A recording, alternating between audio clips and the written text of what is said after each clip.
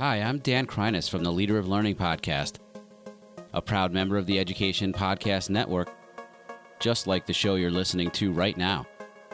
The opinions expressed are those of the individual hosts.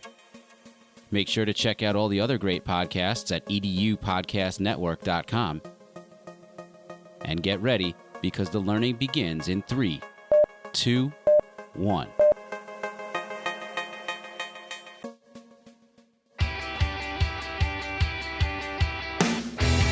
Welcome to the Instant Relevance Podcast. The Instant Relevance Podcast is an educational podcast featuring the latest news and resources to make learning relevant for all students. Follow us on Twitter at InstantRel. I'm Denis, author of Instant Relevance, using today's experiences to teach tomorrow's lessons, and Hacking Mathematics, 10 Problems That Need Solving. I'm a math teacher for 13 years and an administrator for 6, and I am excited to be podcasting. I am Raymond Steinmetz, co-host of the Instant Relevance Podcast. I'm a K-8 math instructional coach from Rhode Island. I write and blog about a variety of topics related to education and parenting. You can find my work at www.blendedlearningmath.com, or you can follow me on Twitter at blended_math.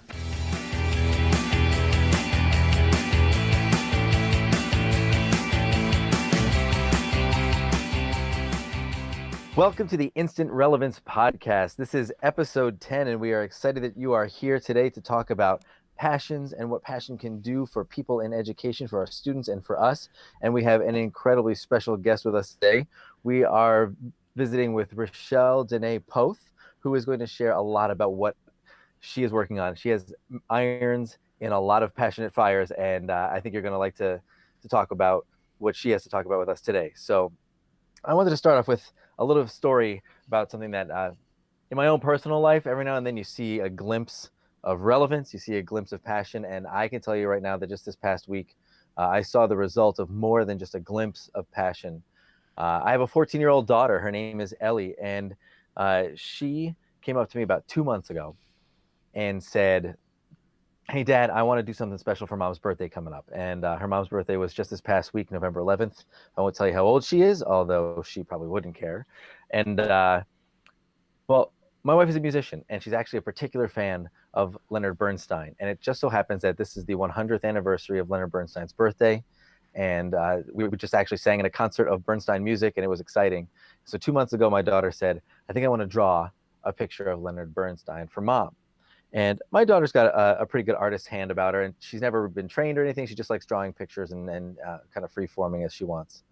But I'll tell you, Ray, she found a picture of Leonard Bernstein that she really felt captured the way my wife feels about him and his music. And she spent 2 months freehand pencil drawing this amazing picture. I tweeted it out last week on my wife's birthday. So if you want to take a look at it, you can check out my Twitter and search for November 11th, or search my name and the word birthday, and you'll find it. And we'll link it to this podcast. But the image that she created is absolutely stunning and amazing for a 14-year-old. She has captured what Leonard Bernstein looked like. I swear she captured what he's feeling when he's getting this picture taken. And even at the same time, she told me, "Dad, I spent 2 hours just trying to get the bump on his forehead right. And I think I got it right." And I mean, I want to throw this to you as a moment that says, this is one of those times where passion and personal interest and personal connection and true relevance created more achievement and more of a valuable product than virtually anything I see coming in schools.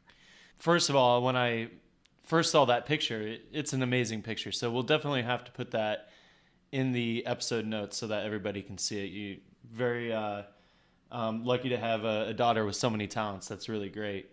And so many things come to mind right now, just kind of going through my mind as I listen to you talk about kind of artistic endeavors and bringing in passion into the school environment. And some of my favorite moments as a math teacher is those moments when I could really tie in the arts. And one of my favorite projects was the Pythagorean Spiral project. And it was one of the only times I really got to see the artistic abilities of some of my students. And it really allowed me to see a different side of my students as well that, you know, I usually didn't get to see in math class. But kind of going back to your question about, you know, how do we get this type of passion and this type of work out of students, in school? How can we ignite that fire? One thing I've been involved with lately is the Teach Plus fellowship that I'm involved in. It's a policy fellowship here in Rhode Island, and they have a really strong connection with this high school called the Met. And the Met is, it's a personalized learning high school. And when you say, find your passion and how do we bring that into schools, the Met really comes to mind for me because it is kind of an alternative path to learning, because they really try to find what that student's passion is and dig to the bottom of that and really start having them discover a little bit more about that passion. And ultimately, they really help the students guide themselves to first, getting an internship in that area, then even to the point where by the time they're a senior, they could possibly leave the Met with an associate's degree in that area, as well as have an incubator for, a small business in that area as well. So there's a lot of artistic projects going on there and a lot of passions going on there that, when given the right environment, and if you give the students the chance to really explore what they're passionate about and create their own learning plan and create their own path to mastery, it really opens up a lot of doors. And, there's a lot that we could get into with this particular high school and how they do it. And even I'm learning a lot more about what personalized learning really looks like in that environment. But, even if we aren't, teaching in a place that allows us to have that type of freedom in our education, at least we can take a few steps towards igniting those passions, getting to know our students a little bit better so that we can at least, open up something in them while they're in school. So this isn't just something that we're doing, at home, that we can bring that type of passion into the school as well. Yeah, I totally agree. There's so much out there with Genius Hour movements and 20% time and giving kids a free time. But I think there's a powerful message behind supporting that spark when you see it. Not just giving a kid the time to pursue their spark, which is important, but really being intentional about supporting it. Knowing that a kid or a student of ours is really interested in something, and then saying, how can I step in alongside them and take them and say, like, hey, let me learn this with you. Let me find a way to bring you down the path that you really want. And I felt like I was able to do that with my daughter when she started drawing this, because she kept checking with me, thinking, like, is this good? How is this going to go? Should I work on this a little bit more? What kind of timeline do I have? And I'm like, well, why don't you look at what other people have done? Let's look at this together and see, like, what you're thinking. What are you trying to communicate in this? And it coincided really nice because she chose a quote that is one of my wife's favorite Bernstein quotes, and it fits right now as well, because my daughter was drawing this after the shooting in the synagogue, and the quote is, "This will be our reply to violence, to make music more intensely, more beautifully, and more devotedly than ever before."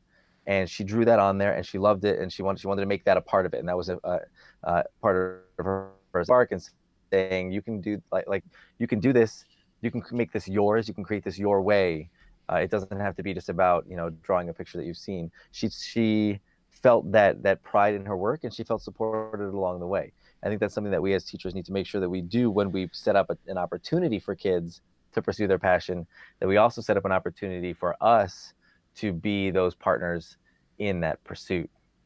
Yeah, I agree. I think that one thing that I found kind of going all over the state with a few fellowships that I've been in a lot of different schools, and those places that are doing personalized learning and really trying to ignite that spark, mentorship is a big part of it. Having mentor teachers kind of established, kind of forced mentoring sometimes. But I think that that's a big part of personalized learning, is having that adult next to you and learning with you.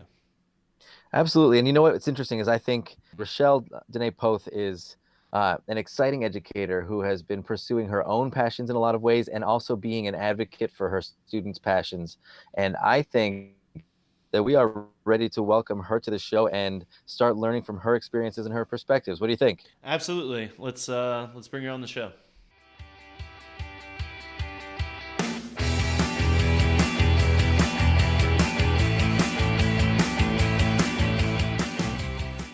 Okay, I love those types of questions because it's because I'm an attorney as well, and it's funny. Like in my classroom, like I get to play both sides of that, and I always give the pushback, and they're like, "Oh, come on!" The kids are like, "Seriously, do you do this now?" I'm like, I do have to."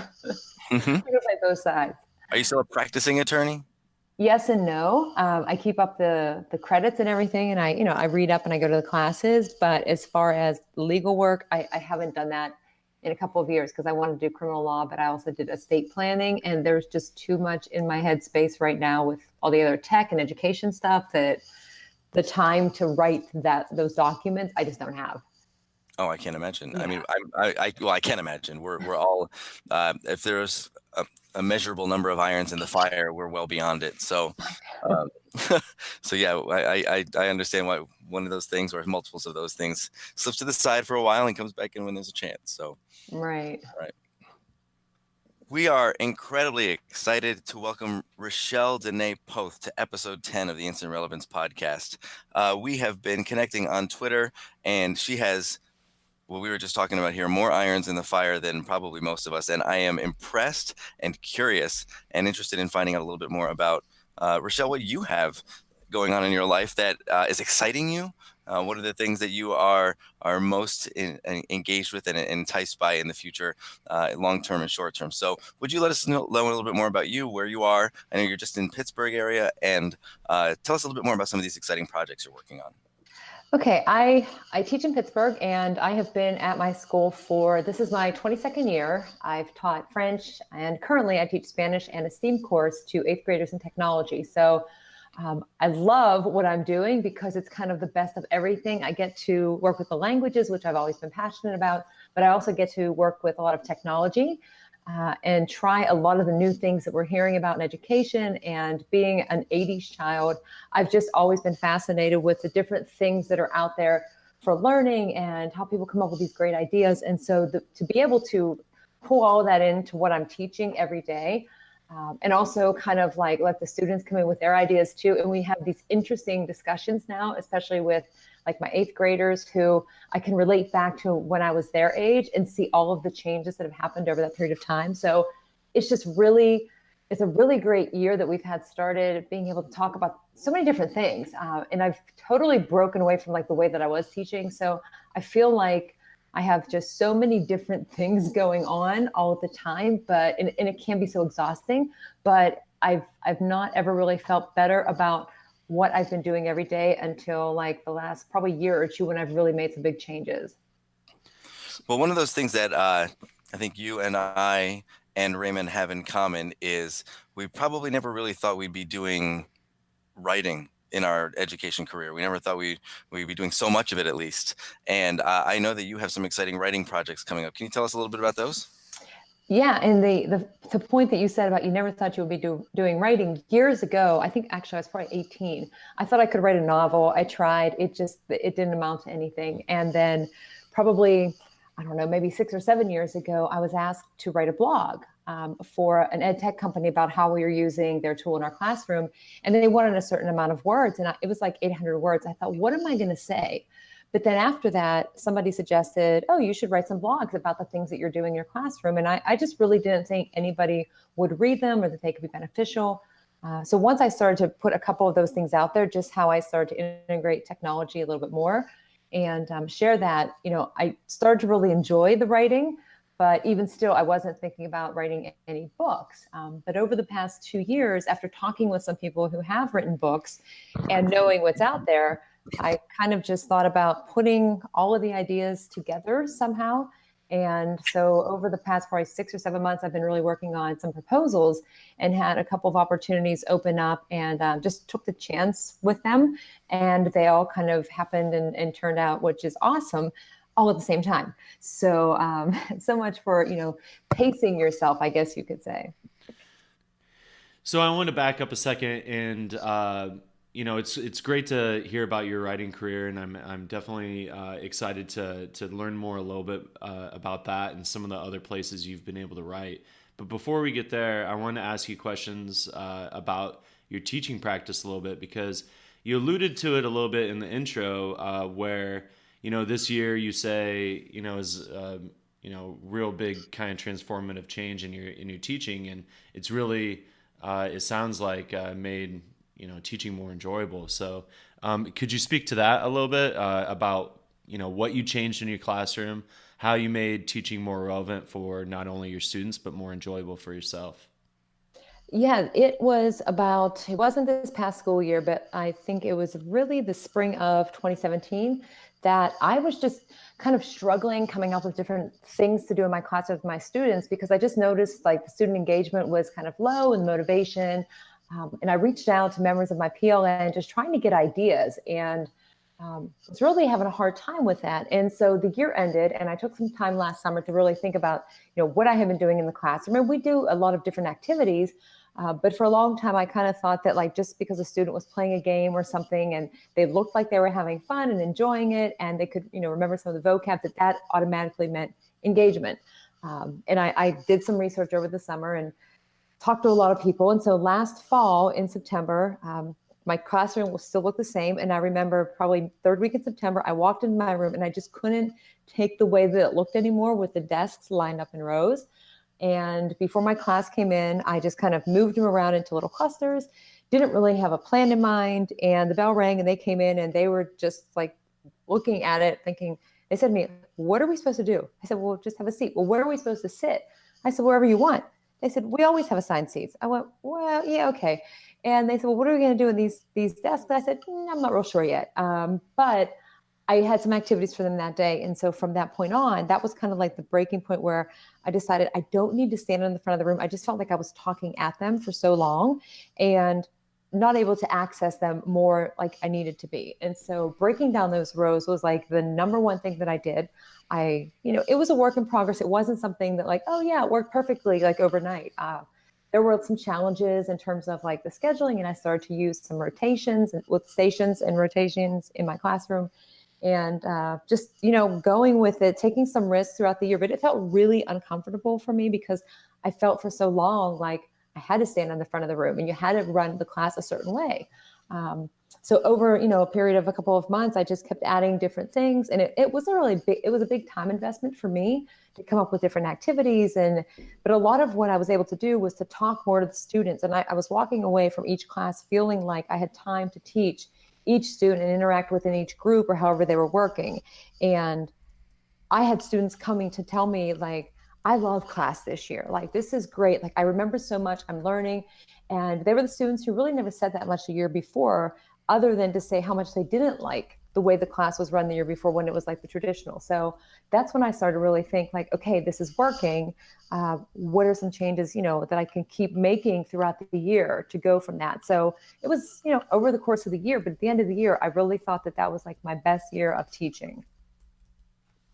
One thing that I found was once I did take myself kind of away from the front of the room and gave the students the space to work and really changed my relationship with them from this person who's up there telling what to do, kind of boring them, to be honest, and turn it into, more of my teaching becoming a coaching session one-on-one with them. It was incredible the change that made in my students and their ability to reflect upon the work that they were doing, really ask questions and advocate for themselves. And once I actually went back to teaching in front of the room, it almost felt kind of antiquated. It felt like, if I took a lesson to teach in front of the room and didn't feel like planning, all the great activities and kind of went back to my old ways, it really did feel like impossible to reach all the students. So right. My question is to you is, it's such a huge transformation being able to do this, and it's so powerful, but how do you convince that teacher who is really having a hard time giving up that control and taking that next step? And, you alluded to it yourself, it takes, a little bit of a time commitment to teach this way. So how do you take that next step in convincing other teachers that, this is a great idea and that you should try it in your own room? Yeah, I love that question. And it's I don't want to say funny, but we did a professional development session where I had some of my students who present at conferences. And for the first time I had them, or actually in our school, they did some PD for our teachers. And the teachers were pushing back to them saying like, well, why do I need to do this? Or why do I need to try this different format or project-based learning? And the students had really great answers and advice for them. And it was funny because I was like, I never told them or coached them on what to say. It was kind of like they came to that understanding. And so I find that like, if you just sit down and talk and you respect the other person's feeling or perception of like, okay, I do this in my classroom a certain way and it works for me, like, why would I want to change it? And finding out like, just as an example, I have a teacher, and I won't say what they teach, but they've always been more of the traditional format, the worksheets and the papers, they like to talk about the other concepts and changes that are out there that they could make, and just as far as doing them. So we sat down one day and I just said, okay, what are some of the different activities that you tend to do in the classroom? And we just went through and I said, well, did you know that you could try this? And I recommended a tool and showed her. And she was just like, I had no idea. Like I could use it for this and for this. So it just took finding like one thing and making a suggestion and giving it a go. But I also will ask, well, how often do you get to like talking about having interactions with students? How often do you get to have those conversations or those check-ins, that you can really have that one-on-one time, because that's so important as opposed to standing in the front of the room. And I think that if you just kind of respect both sides and just find like one starting point, but also reassuring, like, you can't do everything. Like we're nobody's saying like, yeah, do this whole thing, but maybe just try one different thing and then evaluate and see like, did it make anything better? Great, then keep on going. And if it didn't, well, there's plenty of other ideas that you could try. It's just like being willing to try, because we want our students to try things all the time. We ask them to do things. So we kind of have to have that same line of thinking for ourselves too.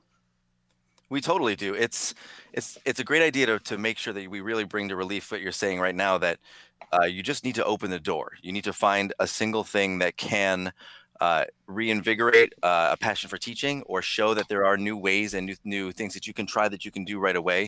So I've been fortunate enough to attend something called Twitter Math Camp a few summers, which is really just a bunch of math teachers who get together with no sponsorship and no nothing. And we just kind of decide, these are the things we want to learn. Let's do it. Let's teach each other about standards-based grading in the high school. Let's teach each other about how to use blended learning and problem-based learning in my middle school classroom. And it's really exciting. But what we've taken from that is that you get all these things thrown at you. And so we leave it with what we call my one thing. So literally, what is the one thing that we're going to try from all the things we saw here? We're going to try it right away. We're going to focus on doing this one thing. And we check in with each other on Twitter a lot of, how's your one thing going? What's my one thing? How is that going through? And I think that's a really important point to make for teachers, is when I talk to you about all these things and you see maybe my classroom being so different from yours, like, you don't have to do it all right away. It's, what's your one thing that you're going to try? What's that one thing that you think that you can really successfully implement right away? And one of my favorite movies from, I guess it's the 90s now, I'm old enough for this, is Braveheart. And they're struggling against the establishment, they're struggling against the nobles, and then they're kind of fighting amongst themselves for a moment. And the Braveheart character says, we've got to do something. We've got to just try. And he goes, a friend goes, well, what will happen if we don't? And the answer is just nothing. And that always stuck out to me, is the only thing that will happen if you don't try is nothing. And so It's worth taking that step and trying that one thing. Yeah, that is so true. So then how do you support teachers who have decided to take that first step and to do something, and to take that opportunity to incorporate a new idea and run with it, as you want to be able to be there to support them and help them grow in that area? Well, I mean, number one is I make sure that they know that they can stop by or send me an email at any point in time. But another thing that I started to do this past year more so is with the students who have gone with me to different ed tech conferences and done presentations, they have done that professional development session that I've done at my school. And it was kind of nice because whenever those teachers had the opportunity to, interact with them in that setting, they kind of had that support there. And so instead of them necessarily coming to me, which they could, I also recommended that they talk to the students. We just had a conference today, and it's so nice and refreshing whenever you get that opportunity to like listen to the students and how something is benefiting them in their learning. And so that's something else that I've tried to suggest, with some of my teachers and say, hey, you know what, I'm here to help you, but also, and I'll name some of the students that I have in my classes and, kind of pair them up and say, oh, but, you have this person in your class. Why don't you, because they're a total expert, the students, they learn so many things so much faster than we do. And so I tend to try to defer to them too, because that's also great for that relationship building. I mean, we learn from each other. Just because we're the teacher standing in the front of the room doesn't mean we're the only one that has like the knowledge to share. That sounds great, because I really like how you kept that student focused, and you said, if a teacher is kind of reaching out and looking for that, kind of first step into transforming their practice, the first thing to really keep in mind is what the students need. And so let me ask you this. What are some of the kind of new tools or techniques or apps, or, what would you recommend to maybe a teacher these days? Something that's really pretty cool that you've been using that you would like to share? Yeah, the nice thing about a lot of these tools, and teachers, time is so short, and you might be apprehensive about pulling something into your practice when there's all these other things going on. But the nice thing about so many of the tools is that they have something available, whether they have some extensive library with lessons, or if it's a game-based learning tool, there are already some things available that you can start with. So I know that, the top things that we tend to recommend, because we've used them for a couple of years and they have so much to offer, are like Nearpod, which, you can use that no matter what level you're teaching, what content area, and they're constantly adding different lessons to that and different features.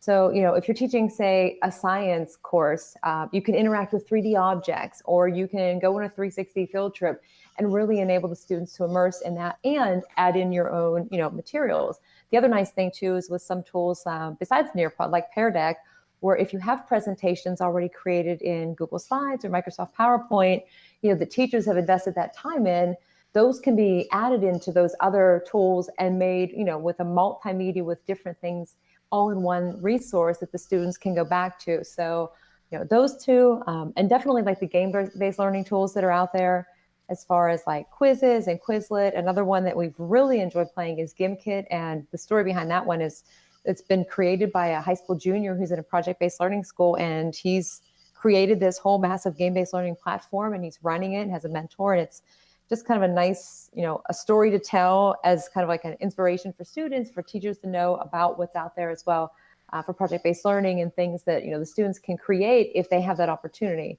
I could name a ton of tools, and it's not that it's about the tool. It's like the why for what you're intending to use it for. But I think the other thing is just knowing that you could pick one and not necessarily invest a ton of time in creating it because you use something that's already there, and then base, how did it go in your class? Did you like it? Is it something you'd like to try another lesson? And if not, there's plenty of other options out there. But I think it's also important to, to ask the students for some feedback too. That's definitely important to remember. We're planning student experiences. We're trying our hardest to figure out what our students can learn from and how they can enjoy that. So getting their feedback is incredibly important, because otherwise we're just hoping that our reflections make sense and that our reflections are something that we can use to grow with, but we don't really have any actionable feedback on that. So that's a main point to take forward, is if we're going to bring something into the classroom, we're going to try it out. Like, literally, who are the customers? Who are the ones who want to buy into this and use it? And if they don't like it, then let's try something new. But maybe they can give us some feedback that can lead us in the right direction. I really appreciate that. Right. So another question I had for you, Rachelle, was, so you've done a lot of advocacy work for the teaching profession, kind of with your work with ISTE and reaching out to teachers, and with your writing, kind of sharing your best practices with other teachers. I saw some articles on, I think, is it Getting Smarter? Is that the website? Getting Smart. Yeah, Getting Smart. Yeah. Yeah, Getting Smart. Sorry about that. No. So I really like, and one thing that is a kind of a common theme on the podcast is advocating for the teaching profession. So I don't know if you can kind of talk about your work, maybe with some of the teacher conferences you've been involved in. I know ISTE is one of those that you've been involved in, but also kind of the work for, getting this message out to teachers, both in your writing and in your kind of speeches and that sort of thing. Can you talk maybe about that experience a little bit? Yeah, I just started, I'm the president of the Teacher Education Network. And so, a lot of the work that we are doing is focused on, getting information out to teachers, whether they're, pre-service teachers or teachers who've been in the profession for a long time, people who work with teachers. I mean, there's a wide variety of people that are involved in the network. And so, it's been great being on the leadership team. I was on it last year as president-elect and now as president, but we focus so much on, how can we get the best information to the teachers? What are the resources that they need that can help them to, be more effective or have more time, or all of these things that are concerns that are expressed by teachers. How can we provide enough information and resources for them to access that don't necessarily take up a lot of extra time to, look into them? Also with the Mobile Learning Network, we've been focusing this year on having, our newsletter and just having a focus for each month. So, maybe if a teacher is looking for some ideas in terms of assessments, one of our months, we're talking about different tools you can use for assessment or tools for presentation. And the nice thing about all of these communications and being part of that community is that we're not just sharing that within the community itself. We're sharing it out to the other professional learning networks, each of us on our own social media, and just sharing it even with our own schools and even with our students. So a big part of that is you have to be willing to share your story and what you're doing. And a lot of times people don't really want to do that because they feel like, and I even heard at a conference today, a student who is in her third year in a pre-service program, she said, well, I wouldn't blog. I don't have anything to offer. And I said, well, everybody has something to offer. You're going through this program. What are the things that you're learning and you're observing? Everybody has something to share. So I think a big part of it is, being forthcoming with some information. And it's not always just like the good things that are happening. And it's like the struggles and the challenges, because another thing that can happen is, we know that teaching can become an isolating profession. And so because of that, you have to kind of go out there on your own and find a network or somebody to connect with. And sometimes it does just come down to, interacting on social media with Twitter or being involved in some kind of a learning community. There's tons out there. But I think the core message of all of it is, we have to be connected as educators because that's how we learn and grow. And that's how we can help our students learn and grow. And we definitely need to be, willing to learn and grow as well. I think that, taking on that growth mindset as an educator is extremely important. I think I saw that you were a part of one of our former guests. I think Rich Chiz has the 4:00 faculty PLN. I think you're pretty heavily involved in that, right? Yes, that is amazing. And we just put together a whole blog of all of us, things thankful and just our story. So we're going to have our 1-year anniversary coming up since we kind of formed, but it's an interesting, it formed on Voxer of a book study, and we just all kind of stayed in the group. And now we're just like this learning family. I mean, we're there's constant conversation, people throwing questions all the time. And it's just amazing what can happen and evolve, like even when you least expect it as far as connecting. So yeah, I'm really proud to be a part of that PLN as well.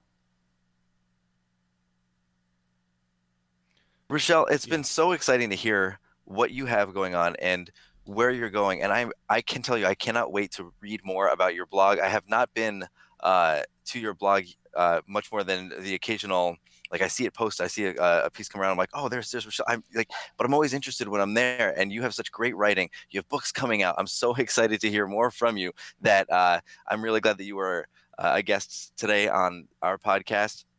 I am eager to watch the growth that you help lead in other teachers. I'm eager to hear from you about how your students are learning, and I cannot wait to stay connected on Twitter.